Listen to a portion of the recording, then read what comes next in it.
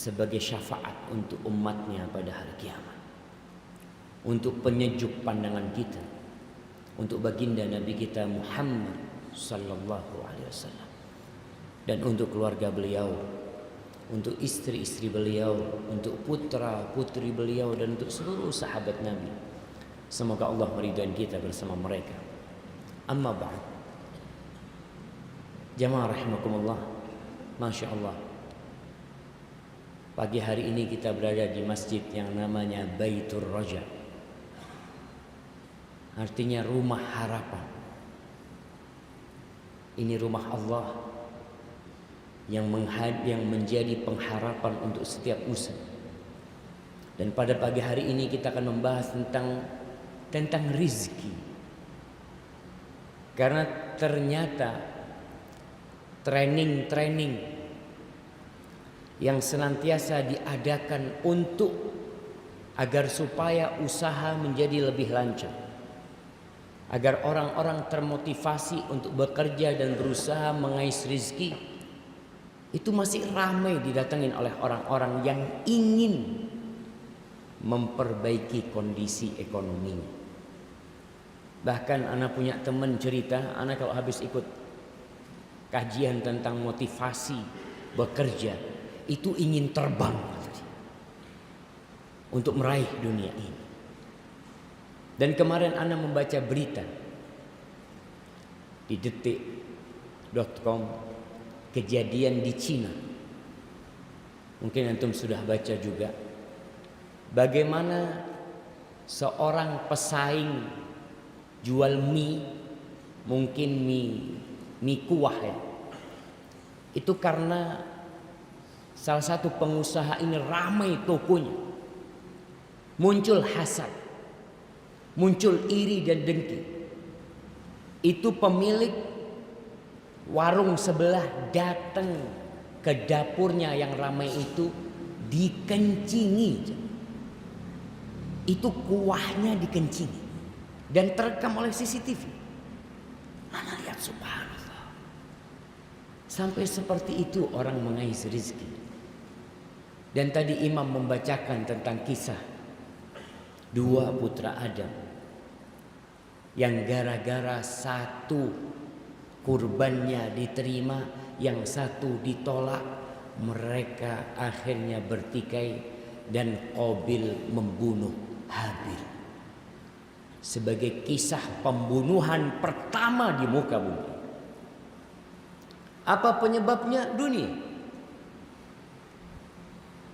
Apa pendorongnya? Hasad, iri dan dengki. Jamaah, ketahuilah bahwa rizki kita tidak akan pernah tertukar. Wa ma min dabbatin fil ardi illa 'ala Allahi rizquha wa ya'lamu mustaqarraha wa mustawda'aha kullun fi kitabim mubin. Rizki itu gak bakal ketukar. Semua yang hidup di muka bumi ini, yang sehat, yang sakit, yang sempurna tubuhnya, yang cacat,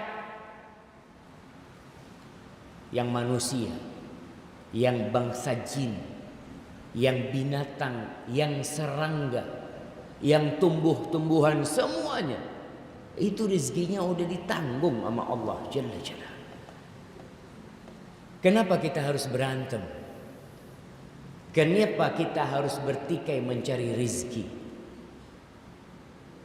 Terkadang penyebabnya adanya ketidakyakinan bahwa rezeki itu sudah ditanggung. Jamaah rahimakumullah, Al-Imam Syafi'i mengatakan, wa rizquka laysa yanqusuhu at-ta'anni wa laysa yazidu fir rizqil ana'u idza kunta dha qalbin qanu'in fa anta wa malikud dunya sawa'u. Kata beliau mengatakan, rizkimu itu tidak akan berkurang karena engkau lambat. Dan rizkimu tidak akan bertambah karena engkau bersegera dan berlelah-lelah. Antum kalau ngelihat ada orang yang tidak berkeringat kerjanya, tapi sebulan gajinya 10 juta. Ada orang yang sampai berkeringat-keringat sampai gosong kulitnya. Gajinya berapa? Sehari cuma 65.000. Kalau rizki itu ditentukan dengan semangat dan etos kerja seseorang, maka tentunya yang kerja sampai berkeringat-keringat rizkinya lebih banyak. Tukang umpamanya. Ada orang yang cuma duduk kerjanya. Cuma tanda tangan. Saya nggak pernah keringetan, tapi rizkinya lebih banyak. Kenapa? Tadi Allah yang sudah menentukan rizki kita. 120 hari tatkala kita berada di perut ibunda kita, Allah kirim malaikat untuk mencatat. Dicatat semua. Rizkinya dicatat. Fulan nih rizkinya berapa? Dari hidup sampai mati rizkinya umpamanya 200 juta. Sudah 200 juta. Mati walaupun uang yang tersisa 1 miliar itu bukan rizki dia. Bukan. Rizki anak keturunannya. Dan jamaah rahimakumullah, rizki itu sama dengan ajal yang ditulis tatkala kita di rahim ibunda kita. Rizki ajal, apakah dia termasuk orang yang berbahagia atau dia termasuk orang yang sengsara, udah ditentukan. Jodoh termasuk rizki. Ada orang yang masya Allah ingin menikah dengan perawan, masya Allah, dia nador sana nador sini, sampai 30 perempuan di nador. Ternyata rizkinya janda beranak 3. Mau gimana? Betul rizki jamaah. Apa yang bisa kita lakukan? Ana sudah cari Ustaz. Ada seorang yang masya Allah berangkat nador, mau cari akhwat bersama ibundanya, bersama sepupunya, bersama anak sepupunya. Berangkat dari Jember ke Malang, lihat perempuan di sana tidak cocok. Ke Bangil tidak cocok. Keliling tidak cocok. Ditanya sama ibunya, kamu ini kok nggak cocok semua, kata dia. Maunya sama siapa? Maunya sama anak sepupunya. Yang keliling ikut, ternyata dia maunya sama itu. Dan akhirnya menikah. Yang perlu kita lakukan adalah menumbuhkan keimanan di hati kita.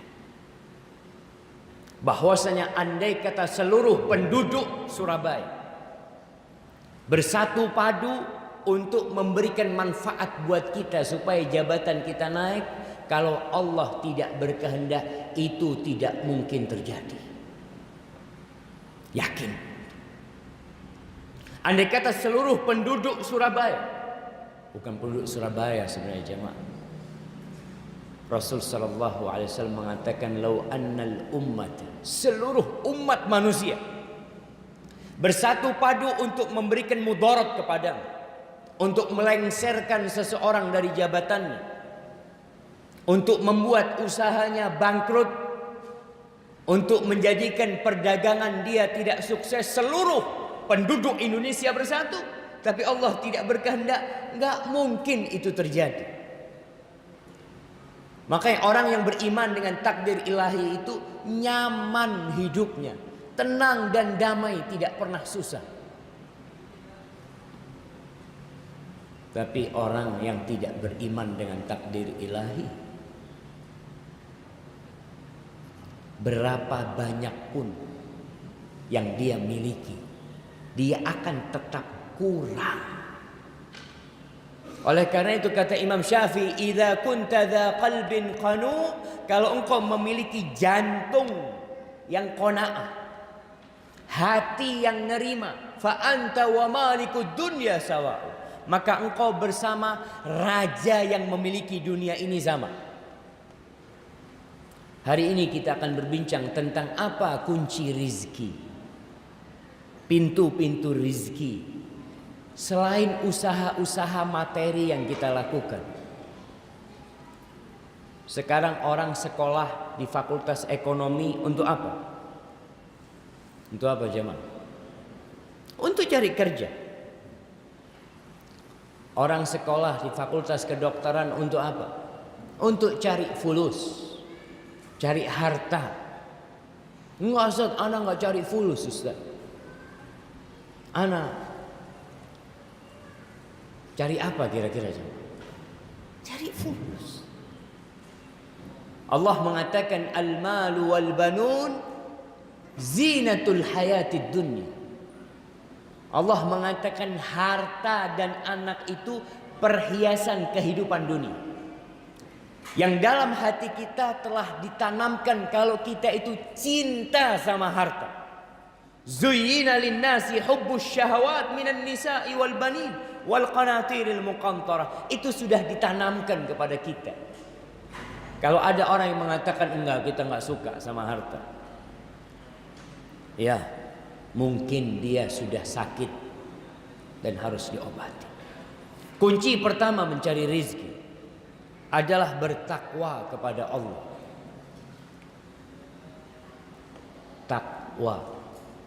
Kita sering dengar khotib Jumat selalu memberikan wasiat kepada takwa. Dan itu termasuk rukun khutbah Jumat, harus memberikan wasiat kepada takwa. Tapi sayangnya orang-orang lebih mementingkan cari rizki lewat kantornya, lewat tempat usahanya, daripada bertakwa kepada Allah datang sebelum khatib naik mimbar. Antum bisa lihat berapa persen orang yang datang setelah khatib naik mimbar dan sebelum khatib naik mimbar. Lebih banyak mana? Ya lebih banyak mana? Yang datang setelah khatib naik mimbar, sehingga dia tidak pernah dengar wasiat khatib. Ya ayyuhalladzina amanu taqullaha haqqa tuqatih wa la tamutunna illa wa antum muslimun. Tidak pernah mendengar khatib berwasiat usikum bitaqwallah faqad fazal muttaqun. Enggak pernah. Bertahun-tahun dia hadir Jumatan, dia tidak pernah mendengarkan wasiat untuk bertakwa. Karena dia lebih memikirkan cari rizki itu dengan usaha dia saja. Jamaah, yang bagi rizki itu bukan kantor. Yang bagi rizki itu bukan atasannya, bukan bosnya, tapi Allah Rabbul Alamin. Dan herannya sebenarnya kantor itu memberikan waktu istirahat enggak? Yang kerja di kantor mana? Antum kerja di kantor, jam berapa Jumatan dikasih istirahat? 11:30. Kenapa datangnya pas azan? Enggak usah lagi makan ya, ngobrol sama sahib-sahibnya. Dan ada sebagian orang yang datang Jumatan. Apa yang dia lakukan? Berdiri. Karena sudah khutbah kedua dan tinggal doa. Maka dia nunggu, ini kok nggak selesai-selesai khutibnya. Allahu Akbar. Allah mengatakan, "Waman yattaqillah yaj'al lahu makhrajan wa yarzuqhu min haitsu la yahtasib." Barang siapa yang bertakwa kepada Allah, Allah akan kasih jalan keluar buat dia dari segala urusan dia. Kita kalau lagi punya masalah, lagi punya kesulitan, baik itu hubungan suami istri, hubungan anak buah sama bosnya, hubungan kita dengan tetangga kita, dengan masyarakat kita, kuncinya bertakwa kepada Allah. Allah yang bisa menyelesaikan. Allah yang bisa menyelesaikan. Manusia berusaha tapi Allah yang menentukan. Wa yarzuqhu min haitsu la yahtasib. Dan Allah akan kasih rizki dari arah yang tidak disangka-sangka. Nah, Antum udah bekerja? Belum? Antum udah kerja? Baik, udah usaha wira swasta. Antum lebih senang mana? Rizki yang sudah tahu dan rizki yang belum tahu? Yang belum tahu. Rizki yang antum sudah tahu, ana insya Allah biasa akhir bulan ini dapatlah gaji. Berapa? 3 juta. Dia ketika dapat gaji itu biasa. Biasa karena tiap bulan dapat. Tapi ini kalau orang bertakwa, rizkinya dari arah yang tidak disangka-sangka. Artinya tahu-tahu ada orang datang ke rumah atau orang transfer ke rekening. Antum seneng nggak jamaah? Ada di Jember orang dapat transferan 1 miliar. Dia lihat, Allahu Akbar, kata dia, rizki. Ternyata dia dipanggil ke Jakarta. Ada orang yang mau cuci uang, jamaah, masuk ke rekening dia. Bukan rizki, malah balak buat dia. Dia harus dipanggil, antum dapat dari mana duitnya? Tapi yang jelas rizki yang tidak disangka-sangka itu lebih nikmat rasanya. Antum di rumah lagi duduk-duduk, tahu ada tetangga yang kirim pisang goreng. Allahu Akbar. Mimpi apa anda semalam? Tetangga kirim pisang goreng. Rizki. Dan Allah mengatakan di surah Al-A'raf ayat 96, walau anna ahlal qura amanu wattaqu. Andai kata penduduk negeri itu beriman dan bertakwa. Tidak berbicara andai kata penduduk negeri itu semangat bekerja. Mereka tidak kenal lelah. Siang jadi malam, malam jadi siang, tangan jadi kaki, kaki jadi tangan. Allah tidak berbicara itu. Ada orang yang tangan jadi kaki, kaki jadi tangan, hidup berkeringat terus, tapi rezekinya tetap tidak berubah. Sampai mati jadi kuli. Ada. Anak kadang-kala kesian tatkala melihat orang yang kerjanya susah lalu tidak sholat. Kesian. Orang-orang di pasar yang sebelum subuh sudah ada di pasar. Entah kalau di Surabaya, tapi di Jember kita kadang-kala melihat ada orang yang bawa apa, ibu-ibu yang bawa suwunan itu. Sebelum subuh dia sudah jalan. Adzan subuh tidak berhenti. Ada yang mikul dari desa terus ke kota dia jualan. Adzan subuh lewat, masjid tidak berhenti. Sampai mati dia seperti itu. Allah mengatakan andai kata penduduk negeri itu beriman dan bertakwa. Apa kata Allah? La fatahna alaihim barakat minas sama' wal ardh. Allah akan bukakan pintu berkah dari langit dan bumi. Dan kalau kita lihat negeri kita ini, Masya Allah, berkah dari langit dan bumi jangan ditanya. Lempar tongkat tumbuh pohon. Di sebagian negeri tumbuh pohon jadi kayu. Itu banyak. Tapi kenapa penduduk negeri kita tidak bisa menikmati? Antum coba bertanya, ada apa dengan kita? Kita tidak beriman dan bertakwa. Kalau tadi disebutkan sholat subuh berjamaah di masjid, berapa banyak yang sholat? Antum bisa lihat sholat Jumat yang benar-benar wajib, mendengarkan khutbah yang termasuk bagian dari sholat Jumat, berapa banyak yang mendengarkan? Sebagian masih ngobrol ketika khutbah Jumat. Nggak ada takwa. Dan antum bisa lihat orang mau cari rizki. Ya, sekarang yang lagi rame. Sebelumnya ada fish travel.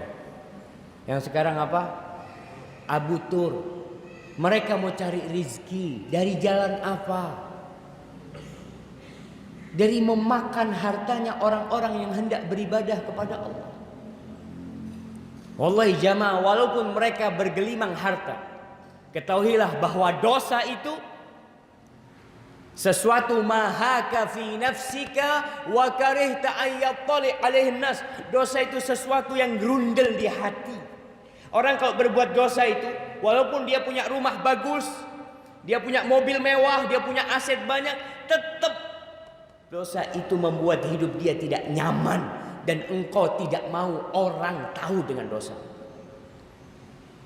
Takut jemaah. Koruptor dia cari rizki lewat sana. Anak kadang-kala bingung jemaah.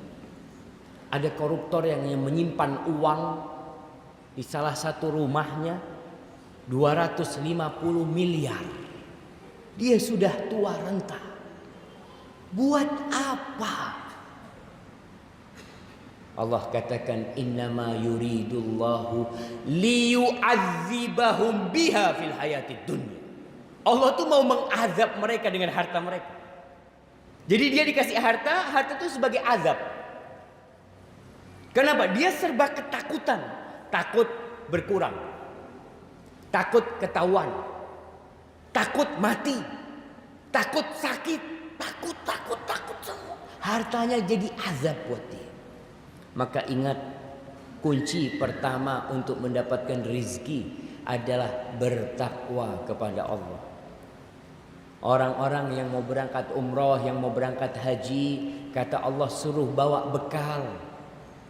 Wa tazawwadu, bawa bekal kalian. Apa bekalnya? Fa inna khairaz zadi at-taqwa. Sebaik-baiknya bekal itu takwa. Melaksanakan perintah Allah dan menjauhi larangannya. Yang kedua, kunci rizki yang kedua, istighfar. Bagaimanapun kita berusaha bertakwa, kita manusia. Kita pasti berbuat dosa. Itu sudah menjadi kodrat manusia. Bahkan kalau kita nggak ada yang berbuat dosa, dunia ini akan dikosongin sama Allah Jalla Jalaluhu. Allah akan datangkan makhluk yang lainnya yang berbuat dosa. Kata Rasul sallallahu alaihi wasallam, "Lau lam tudhnibu la dhahaballahu bikum."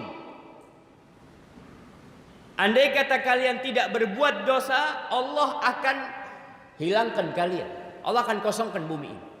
Wala jaa biqaumin akharin yudhnibun fayastaghfiruna Allah fayaghfir lahum. Allah akan datangkan manusia-manusia yang lain, kaum yang berbeda, yang kemudian mereka berbuat dosa dan mereka beristighfar dan Allah mengampuni dosa-dosa mereka. Dan ternyata orang yang bertakwa itu ahli istighfar. Rasulullah sallallahu alaihi wasallam dalam sehari berapa kali istighfar? 100 ya. Kita berapa kali istighfar? Ustaz, ana mau istighfar, alhamdulillah hari ini ana enggak berbuat dosa, Ustaz. Subhanallah. Ini modelnya manusia sekarang. Sok suci. Sok tidak punya dosa. Istighfar. Makanya Allah ketika menyebutkan penghuni surga itu, apa kata Allah? Kanu qalilan minal laili ma yahja'un. Mereka kalau malam tidurnya sedikit. Itu penghuni surga. Ngapain tidurnya sedikit? Ngapain jamaah? Nonton bola. Ada orang-orang yang tidurnya sedikit berangkat ke kafe,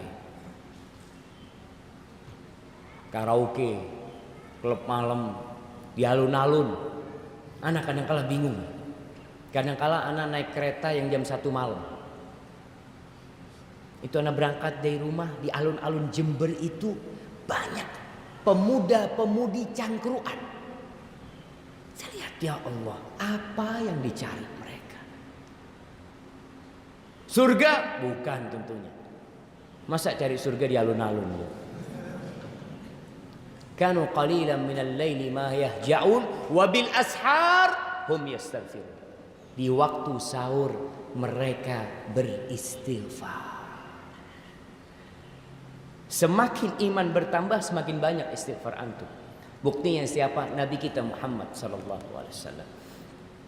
Berkaitan dengan istighfar ini menjadi kunci rizki. Allah menyebutkan hal ini di surat Nuh. Bagaimana Nabi Nuh merangsang kaumnya. Orang itu ada yang perlu dirangsang dengan hadiah. Dikasih hadiah nggak bisa, dikasih hukuman. Model manusia seperti itu. antara takut dan harap. Ada anak kita yang Masya Allah, kalau dikasih hadiah semangat belajar. Ada yang dikasih hadiah nggak semangat, tapi kalau dikasih pecut semangat belajar. Iya, manusia berbeda-beda. Sehingga kalau kita lihat Allah kadangkala merangsang manusia dengan surganya. Dikasih nih, ada surga.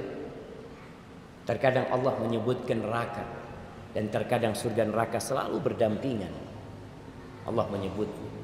Nabi Nuh alaihissalam mengatakan kepada kaumnya, "Faqultu astaghfiru rabbakum innahu kana ghaffara." Aku katakan ya Allah kepada kaumku, mohonlah ampun kalian, bertobatlah kalian kepada Allah. Sesungguhnya Allah itu Maha Pengampun.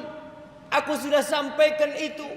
Aku sebutkan kepada mereka tentang Engkau ya Allah, tentang kemuliaan, tentang asmamu.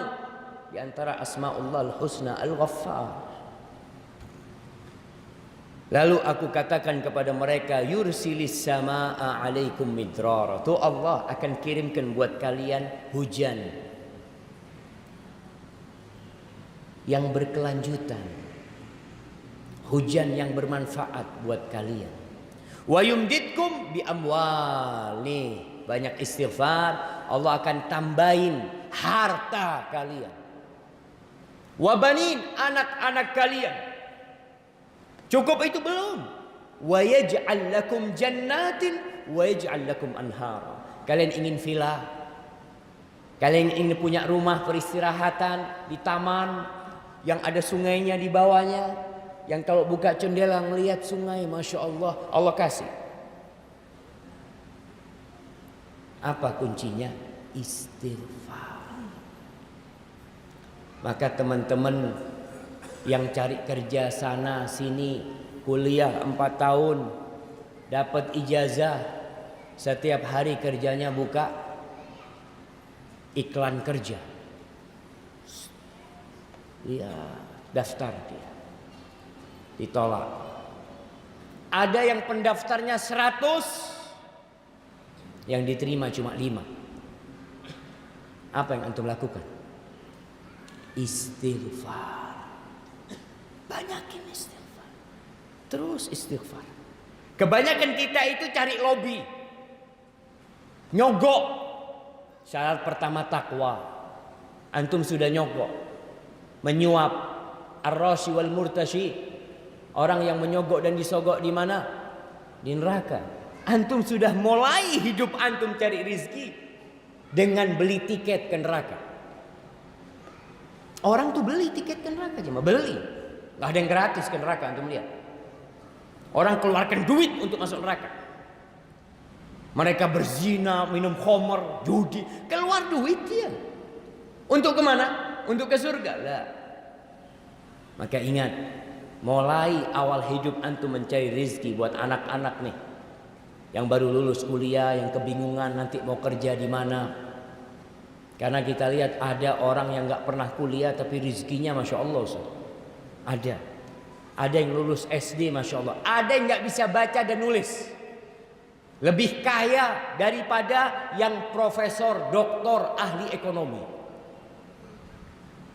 Akhirnya ahli ekonomi ini jadi pekerja buat orang yang tidak lulus SD. Untuk supaya tahu bahwa rizki itu tidak ada kaitannya dengan ijazah. Nggak ada kaitannya sama ijazah. Ya belajar untuk cari rizki silahkan. Tapi ingat, kunci rizki yang Allah telah bukakan buat kita jangan dilupakan. Kemudian yang ketiga, doa. Istighfar itu doa minta ampun, belum doa minta rizki. Yang ketiga, doa minta rizki. Di antara doa yang diajarkan oleh Nabi alaihi salatu wassalam, ana sering menyampaikan, kalau mau tidur jangan ingat dunia. Ingat apa? Mati. Doanya orang yang mau tidur apa? Bismillahirrahmanirrahim, amutu wa ahli. Mati dan hidup. Tapi ternyata tadi malam ana baca doa ini, Nabi alaihi salatu wassalam mengajarkan kepada kita doa ingat hutang sebelum tidur. Kenapa? Karena kalau antum mati ninggalkan hutang, nggak selesai urusan antum. Nggak selesai. Maka antum perlu ingat hutang. Kalau perlu tulis wasiat. Kalau punya utang, mungkin anak-anaknya pada nggak tahu, hanya antum yang tahu, tulis wasiat. Bapak punya utang sama fulan. Bapak punya utang sama fulan. Kenapa? Karena orang yang mati syahid semua dosanya diampuni kecuali hutang. Ini berkaitan dengan kematian.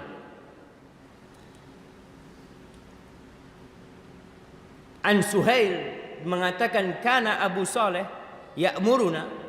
Abu Saleh ini nyuruh kita kalau kita mau tidur agar kita miring ke kanan kemudian baca doa. Apa doanya? Allahumma rabbas samawati wa rabbal ardi wa rabbal arsyil azim. Ya Allah, Rabb pemilik langit yang 7 lapis, pemilik bumi, pemilik arsy yang besar, wa rabba kulli syai'. Engkau Rabbnya segala sesuatu. Faliqal habbi wan nawa. Engkau yang membelah biji. Kita lihat beras itu atau jagung itu atau apa saja terbelah kemudian muncul. Antum kalau ngelihat biji apa? Biji durian, dia tidak akan tumbuh kecuali terbelah dahulu. Siapa yang membuat dia terbelah? Allah. Faliqal habbi wan nawa.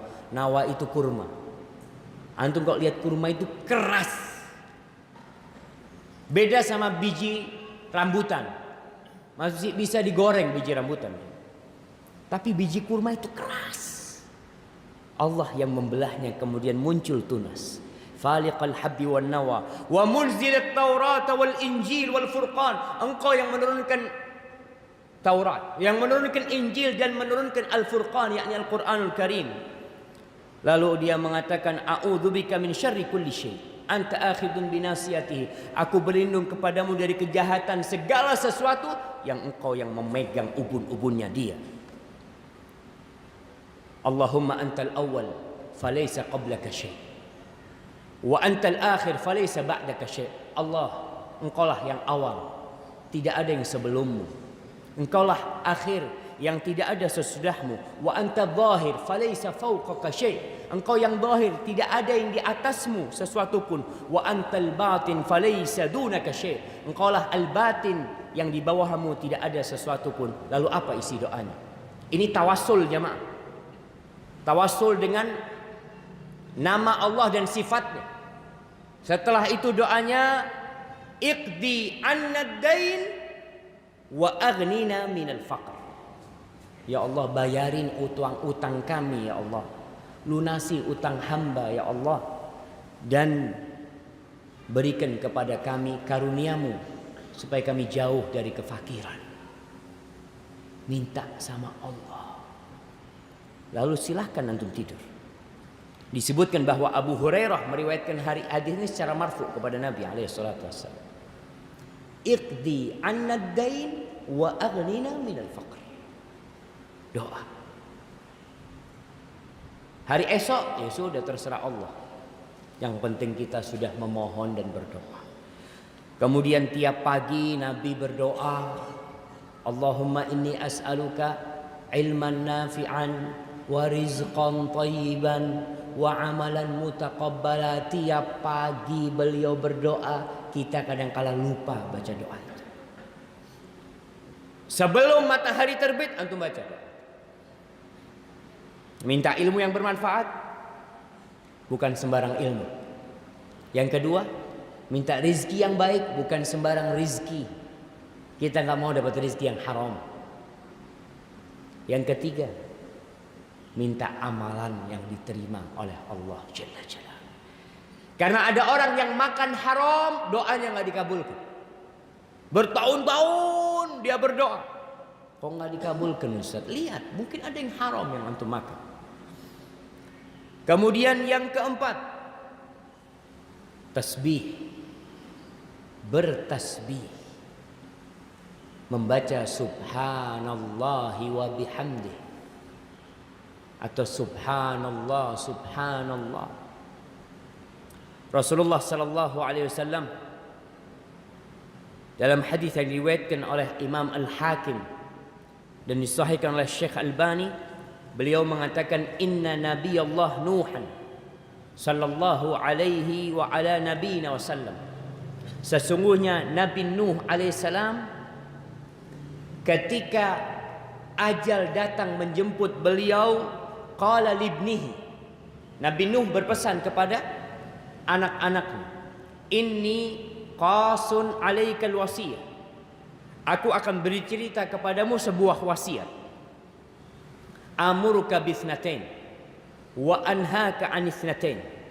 Dia mengatakan aku menyuruhmu dengan dua perkara dan aku melarangmu dengan dua perkara.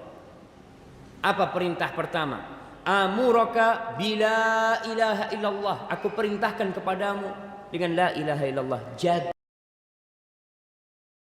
la ilaha, ucapkan dan amalkan konsekuensi dari la ilaha illallah. Siapa yang tidak bisa mengucapkan la ilaha illallah? Burung beo kalau diajarin la ilaha illallah bisa. Burung kakak tua kalau diajarin la ilaha illallah bisa. Tapi apa yang membedakan la ilaha illallahnya dia dengan la ilaha illallahnya seorang muslim? Apa bedanya? Kita dituntut untuk memahami artinya, melaksanakan tuntutan dan kandungan la ilaha illallah, bukan sekadar mengatakan la ilaha illallah. Makanya ada orang yang mengatakan la ilaha illallah tapi dia benci sama Allah, dia tidak menerima aturan Allah, dia tidak tunduk dengan la ilaha illallah, berarti bohong antum mengatakan. Orang-orang munafikin, masya Allah, apakah mereka tidak mengatakan la ilaha illallah? Mereka bersalaman dengan Nabi, tangannya menyentuh tangan Rasulullah sallallahu alaihi wasallam. Antum baca surat Al-Munafiqun. Idza ja'akal munafiquna qalu nashhadu innaka la rasulullah wallahu ya'lamu innaka la rasuluh wallahu yashhadu innal munafiqina lakadzibun. Bohong, syahadatnya bohong, la ilaha illallahnya bohong, dusta. Maka ketahui, mengucapkan la ilaha illallah itu mudah, tapi konsekuensi dari la ilaha illallah itu yang dituntut. Antum tahu dokter tuh ada sumpahnya, pejabat negara tuh ada sumpahnya. Bahkan kita lihat disumpah dengan Quran. Apakah omongan mereka itu benar atau bohong? Nanti dilihat di amalannya. Bagaimana seorang hakim MK yang akhirnya berkhianat? Ajib, ketuanya berkhianat. Mana sumpah? Itu yang kita katakan. Kalau ngomong semuanya bisa. Nabi Nuh ketika mengatakan kepada anaknya, aku perintahkan kepadamu dengan la ilaha illallah. Apakah anaknya tidak mengatakan la ilaha illallah? Anaknya mengatakan. Tapi perintah ini dalam maksudnya, bukan hanya ucapan di lisan. Aku perintahkan dengan la ilaha illallah.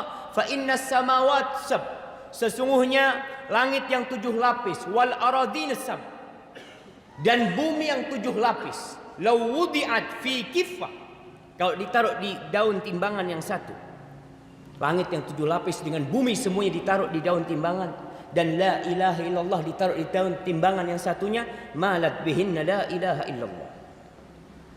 Tentunya la ilaha illallah akan lebih berat dari sana. Kemudian yang terakhir, sudah jemaah, dari kisah Nabi Adam ini, karena kita masih banyak ini yang perlu kita bahas.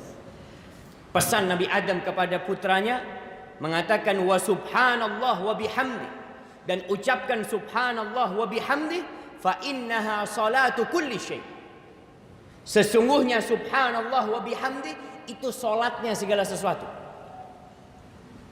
Solatnya binatang-binatang, solatnya pepohonan. Karena kita tahu yusabbihu lahu ma fis samawati wa ma fil ardh. Bertasbih kepada Allah yang di langit dan di bumi. Segala sesuatu bertasbih. Sampai kerikil pun bertasbih. Salat mereka. Maka Nabi Adam mengatakan bahwa subhanallah wa bihamdih itu salatnya segala sesuatu.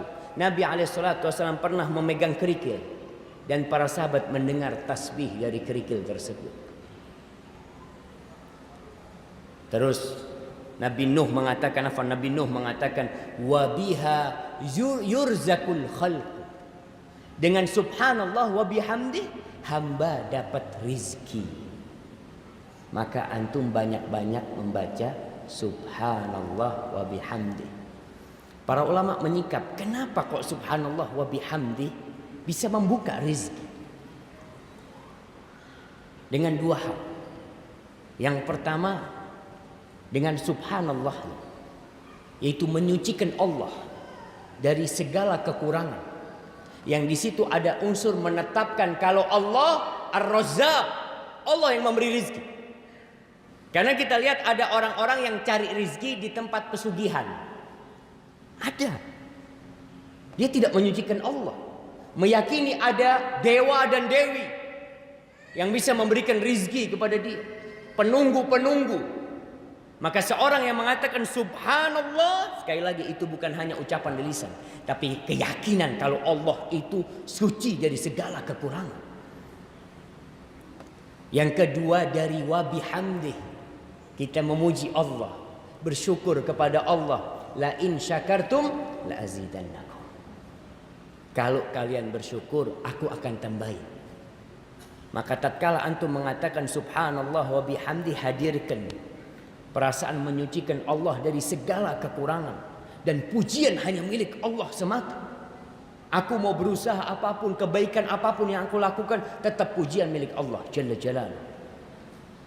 Kemudian yang ke berapa? Kelima, tawakal. Kuncinya tawakal. Oleh karena itu kalau antum keluar dari rumah, apa yang antum baca? Bismillahi tawakkaltu 'ala Allah. La haula wa la quwwata illa billah.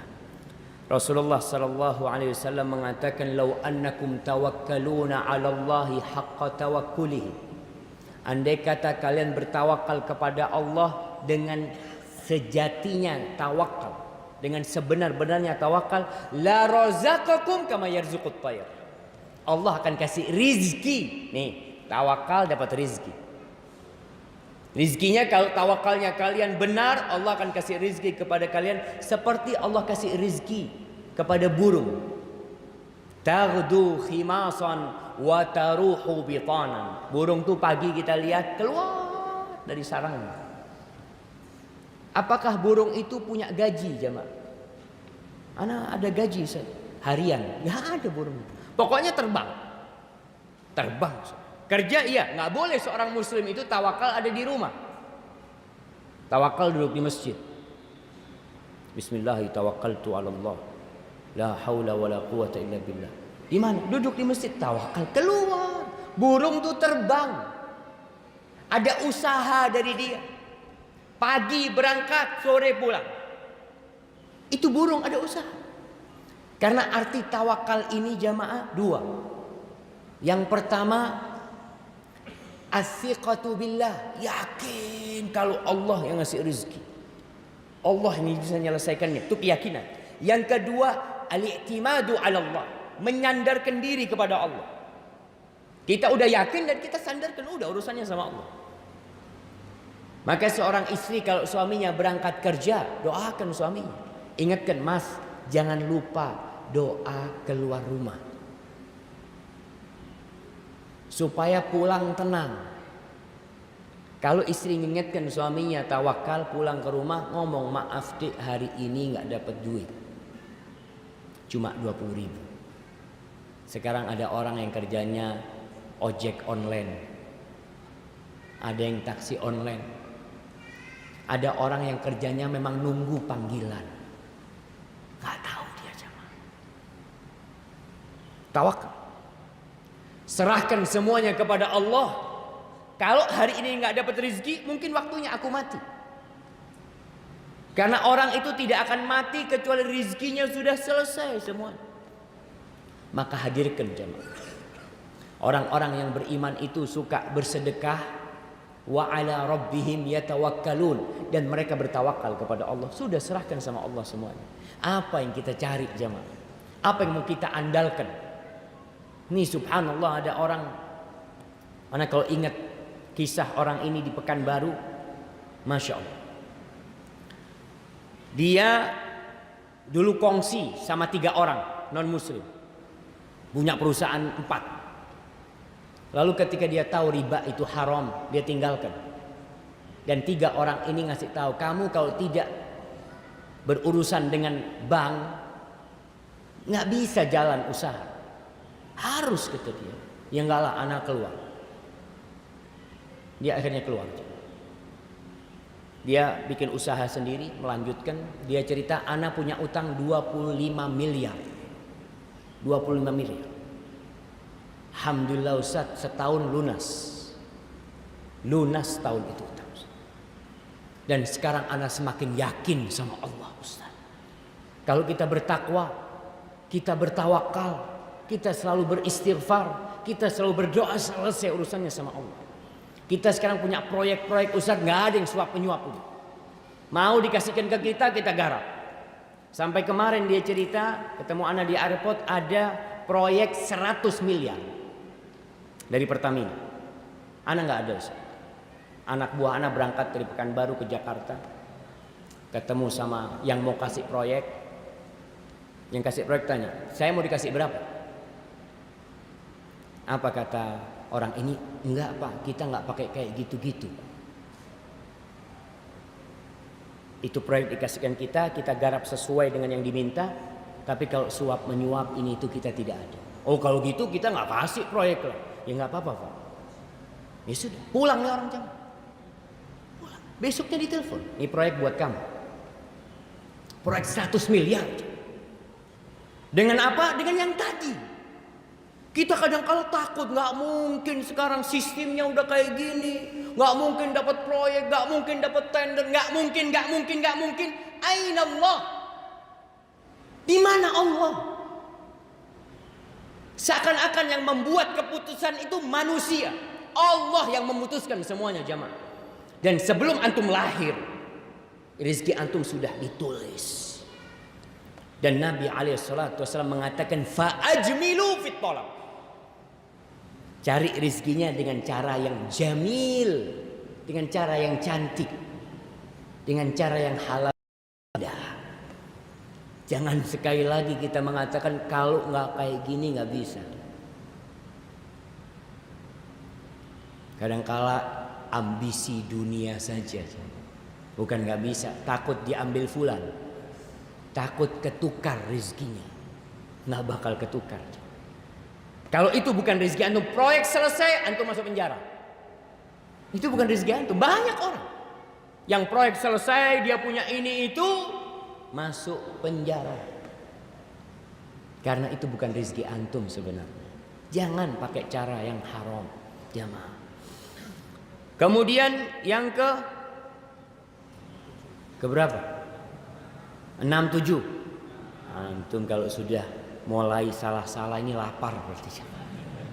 Yang ke-6, sholat 2 rakaat atau sholat 4 rakaat di waktu pagi, di awal pagi.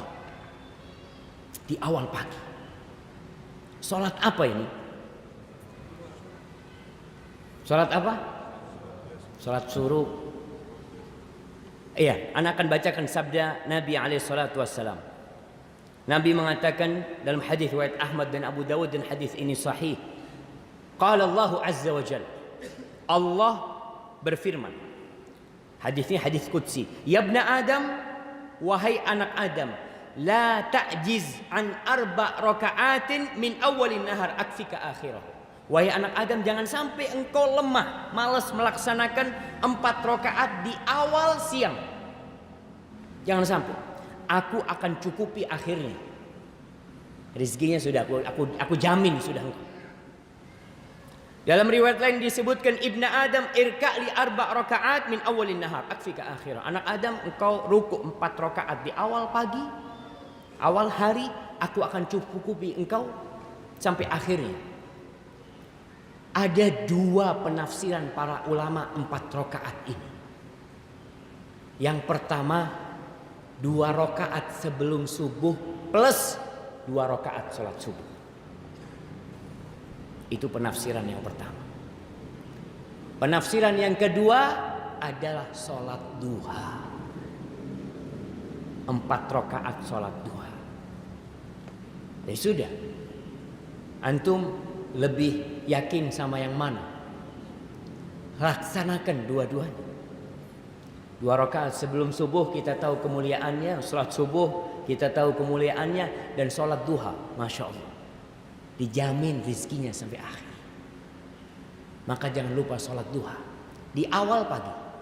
Dan puncak sholat duha ini kapan? Yang paling mulia ketika anak onta kepanasan. Hina tarmudul fisal. Anak onta kepanasan tuh, nah itu yang paling mulia. Jam berapa kalau di Indonesia? Jam 9, jam 10. Orang lagi rame-ramenya tokonya ya. Lagi tegang-tegangnya. Makanya sholat itu disebut dengan sholatul awwabin. Sholatnya orang-orang yang balik kepada Allah. Karena tatkala sibuk dunia, dia balik sama Allah. Dia balik. Karena dia tahu ini semua Allah yang kasih. Ada orang yang takut jemaah, mau balik sama Allah. Kita usahakan. Usahakan sholat duha ini supaya rezekinya lancar. Yang ke-7, menikah. Menikah. Gimana? Benar jemaah. Menikah. Jadi Allah Jalla Jalla berfirman di surat Nur ayat 32, wa ankihul ayama minkum was-salihina min ibadikum wa imaikum in yakunu fuqara yughnihimullahu min fadli wallahu wasi'un alim. Kata Allah, nikahkan tuh orang-orang yang jomblo. Al-ayama itu jam'u ayyin, artinya orang yang tidak punya pasangan. Bahasa sekarang, betul, jomblo itu yang nggak punya pasangan, yang belum menikah. Nikahkan mereka. Siapa aja dari keluarga kalian, baik perempuan, laki-laki yang belum punya pasangan, nikahkan. Wassolihin, dan yang soleh-soleh dari hamba laki-laki kalian atau budak-budak perempuan kalian. Lalu Allah mengatakan, memberikan catatan, iyakunu fuqara yughnihimullah min fadli. Kalau mereka fakir, siapa yang akan kasih rezeki? Allah. Allah yang akan cukupi. Makanya antum jangan takut nih ibu-ibu, kalau ada yang melamar putrinya orang yang mungkin ekonominya tidak stabil. Jangan takut. Kenapa? Kalau dia orang soleh, Allah akan cukupi rezeki. Ada sebagian yang lebih percaya dengan kekayaan menantunya. Ini ada jemaah, orang yang menikah karena melihat kekayaan menantunya, menantunya bangkrut, minta cerai. Karena dia menikah untuk harta. Niatkan lillahi ta'ala. Kalau miskin, Allah yang akan mencukupinya. Dan Nabi SAW dalam hadis yang diriwayatkan Abu Hurairah radhiyallahu anhu, Nabi mengatakan, salasatun haqqun 'ala Allahi aunuhum. Ada 3 orang yang Allah pasti membantu mereka. 3 orang. Yang pertama, al-mujahid fi sabilillah, orang yang berjihad di jalan Allah. Yang kedua, al-mukatib alladhi yuridul ada, budak yang ingin membebaskan dirinya, yang bayar, yang membeli dirinya sendiri. Yang ketiga, wan nakih alladhi yuridul afaf, seorang yang menikah untuk menjaga kehormatan dirinya. Jadi antum kalau niat nikah untuk menjaga kehormatan dirinya, lalu antum nggak punya uang, nggak punya duit, datang sudah bismillah. Datang, cari mertua yang soleh, cari calon istri yang soleha juga. Bukan kecantikan, karena banyak kita lebih memilih kecantikan daripada kesolehan. Kesolehan itu nanti lah Ustaz, insya Allah bisa diperbaiki Ustaz. Tapi kalau wajah ini nggak bisa diperbaiki Ustaz. Wajah itu yang bisa rusak. Betul. Kalau antum menikah karena tubuhnya yang semampai, bisa rusak tuh tubuhnya. Wajahnya bisa rusak. Tapi kalau antum menikah karena kesolehannya, untuk menjaga kehormatan diri antum, Allah cukupi antum. Allah jamin antum. Ada garansi, ada asuransi dari Allah. Kenapa kita kemudian tidak memilih yang ada garansi? Maka ingat, menikah bagi anak-anak yang ingin rezekinya lancar, yang mungkin cari kerjaan sana kerjaan sini nggak dapat, ya sudah. Melamar kerja nggak dapat, melamar akhwat. Bismillah. Kalau diterima, kalau nggak diterima ya sabar. Nah, kemudian yang ke-8, anak, bikin anak. Antum melihat, ya Allah kok susah rizkinya. Sebagian orang itu mau punya anak lagi, bingung karena dilihat penghasilannya kurang. Ustaz, nih buat anak 2 aja, ya Allah Ustaz, sudah hemat banget Ustaz. Masa mau nambah anak lagi? Masya Allah. Yang ngasih rizki itu bapaknya apa Tuhannya? Allah yang kasih rizki. Jadi kalau antum yang ngasih rizki, antum perlu perhitungan. Antum hitung tuh. Iya, anak rizkinya, anak gajinya 30 atau 3 juta. Anak 1 sekian, anak 2 sekian, anak 3 habis. Antum gak bisa punya anak lagi kalau antum yang kasih rizki, tapi bukan antum yang kasih rizki. Allah mengatakan di surat Al-Isra ayat 31. Allah mengatakan, wala taqtulu auladakum khasyata imlaq. Jangan kalian membunuh anak-anak kalian karena takut fakir, takut bangkrut, takut nggak cukup hartanya. Apa kata Allah? Nahnu narzuquhum wa iyyakum. Kami, kata Allah, yang ngasih rezeki sama anak-anak kalian, bukan kalian. Kalian pun kami yang ngasih rezeki. Maka jangan sampai orang takut punya anak karena masalah ekonomi. Kalau masalahnya enggak Ustaz, kita ngatur kelahiran karena disebabkan ya ibunya kesian Ustaz nggak punya pembantu di rumah ini itu fadhil. Tapi kalau masalah ekonomi jangan. Karena Allah yang jamin, bukan antum jamaah. Kemudian yang ke-9, silaturrahim. Silaturrahim. Ini yang kadang-kala di masa manusia yang sibuk cari harta, kita itu lupa sama silaturahim. Waktu kita lebih untuk pekerjaan karena ini fulus. Fulus ini Ustaz. Kita lebih memilih apa kalau di luar jam kerja itu? Bukan, kerja nambah di luar jam kerja. Overtime. Bahasa Inggris itu jamaah. Bahasa Indonesianya lembur, masya Allah. Lembur, bismillah. Siap, masya Allah. 5 menit lagi jamaah. Sampai mana jamaah? Lembur. Orang tuh kadang-kala milih lembur untuk dapat tambahan gaji daripada silaturahim. Antum sekarang dirubah. Waktu lemburnya itu, ini lembur nih, kamu mau lembur sekian? Enggak, lembur saya mau silaturahim. Kenapa? Karena silaturahim saya itu lembur buat saya. Ada tambahan rezeki lebih besar daripada yang dikasih sama bapak. Rasul sallallahu alaihi wasallam mengatakan, man ahabba ayyubsata lahu fi rizqihi wa yunsa'a lahu fi athari falyasil rahim. Barang siapa yang ingin rizkinya diluaskan, dibentangkan, dan umurnya ditambahkan, waktunya diberkahi, masa hidupnya ditambahin, apa yang harus dilakukan? Silaturahim. Jadi antum kalau dilihat rizkinya mulai sempit, lembur-lembur tinggalkan. Ganti lemburnya silaturahim. Ingat, silaturahim itu bukan ke rumah sohib, bukan ke rumah teman, bukan ke rumah tetangga, bukan di rumah partner kerja, bukan. Itu namanya ziarah. Betul. Jadi kalau antum datang ke rumah sohib, antum disebut penziarah, bukan disebut silaturahim. Silaturahim itu silah menyambung rahim yang ada rahimnya. Artinya hubungan kerabat. Dan silaturahim itu bukan maknanya berkunjung, bukan.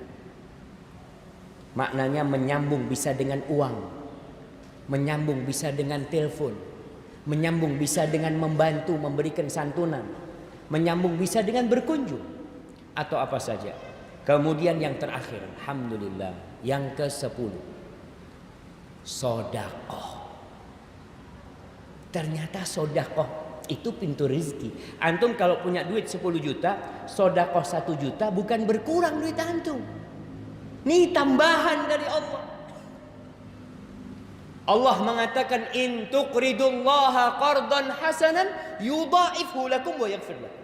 Kalau kalian ngutangin Allah, kita tuh kalau ada investasi, orang taruh sini duitnya Pak, 100 juta dapat tiap bulan 30 juta.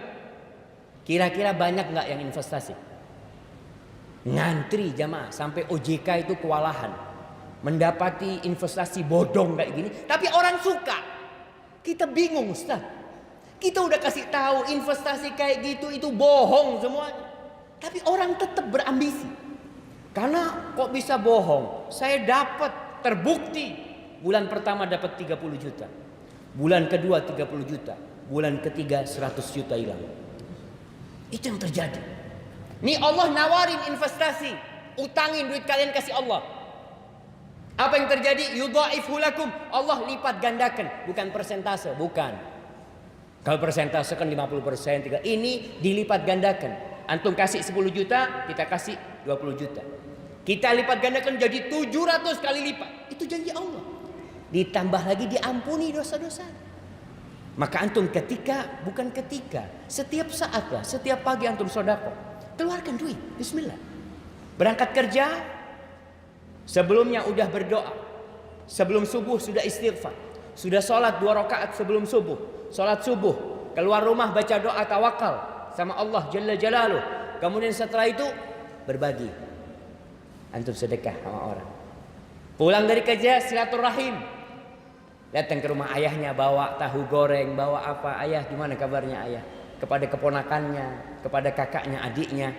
Insya Allah rezeki antum diluaskan sama Allah. Selain kita tetap berusaha. Hadza wallahu a'lam bishawab. Itu yang bisa kita kaji pada kesempatan kali ini.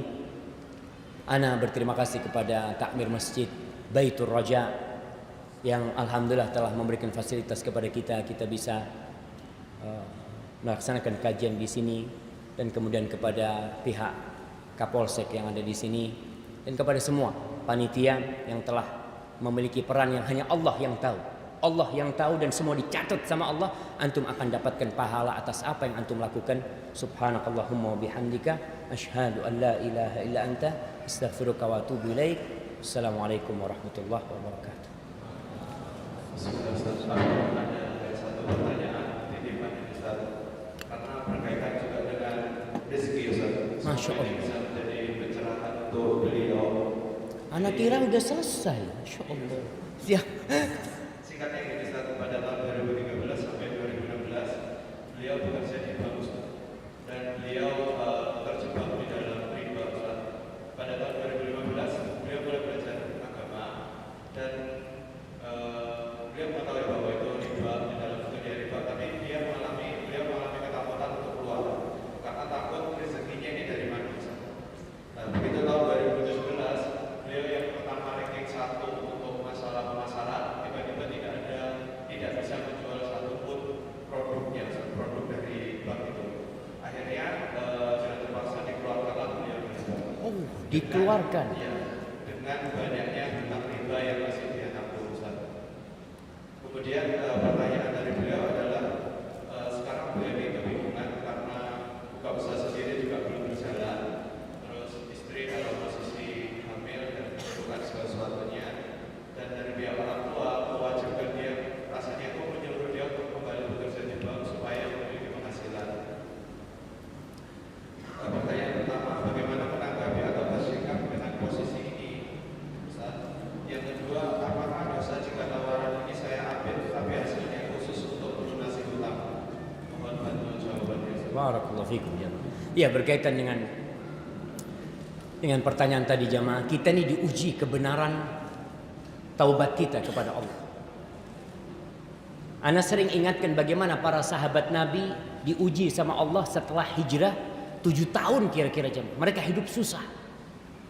Sahabat tuh nggak punya apa-apa, semua hartanya ditinggal. Numpang di Medina, nggak punya rumah, numpang tidur di masjid, kelaparan sama keluarganya, sama keluarga. Bahkan Rasul Shallallahu Alaihi Wasallam kelaparan. Maka yang harus antum lakukan adalah benar-benar taubatan nasuha, kembali kepada Allah Jalla Jalla dan siap dengan resiko. Antum bertahun-tahun hidup senang. Dan rizki yang Allah berikan kepada antum, tubuh antum itu lebih mahal daripada utang-utang antum semuanya. Maka tetap bersyukur kepada Allah Jalla Jalaluh. Dan kalau dikatakan antum mengambil tawaran untuk membayar utang, antum riba dengan riba lagi. Kita udah sampaikan tadi. Yang pertama takwa. Itu yang harus kita lakukan. Maka kalau antum gak bertakwa, masih berpikir rizki ada di sana. Rizki itu Allah yang jaga. Maka coba yang tadi sudah kita bahas diamalkan dalam kehidupan ini, berbakti sama orang tua, insya Allah siapa yang bertakwa kepada Allah pasti Allah kasih jalan keluar. Hada wallahu a'lam bishawab. Afwan, tadi udah ditutup, akhirnya tutup lagi kita. Mungkin ada dari pihak masjid yang mau menutup acara, kami silahkan.